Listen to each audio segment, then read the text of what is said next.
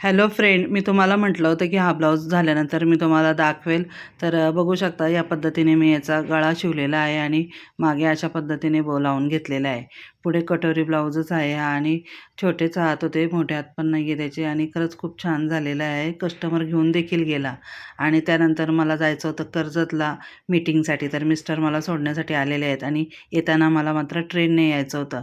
तर एवढे ब्लाऊजं असताना देखील मी इथे मीटिंगला गेलेली आहे आणि घरी यायला निघाली ट्रेनने. तर स्टेशनवर येऊन बघते तर 1 तास ट्रेन लेट झाली होती.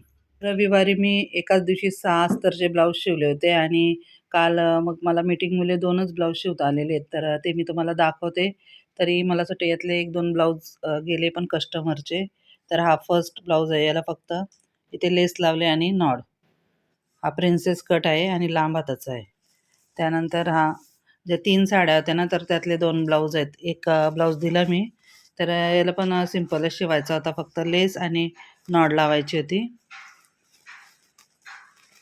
त्यानंतर त्यातलाच सेम पॅटर्न केला. काहीच चेंज केलं नाही मी यामध्ये.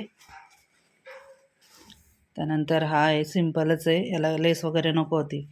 फक्त प्रिन्सेस कट आणि लांब हात शिवलेले आहे. तर हा ब्लाऊज तर कटोरी आहे. हे सिंपल होते म्हणून माझे फास्ट झालेले शिवून. तर हा एक ब्लाऊज प्रिन्सेस कट आणि याला बोटनेक शिवलेला आहे. तर अजून इस्त्री करायची बाकी आहे अजून. तर हे सर्व ब्लाऊज तुम्हाला कसे वाटले मला कमेंटमध्ये नक्की सांगा. भेटूयात नेक्स्ट व्हिडिओमध्ये. तोपर्यंत बाय बाय.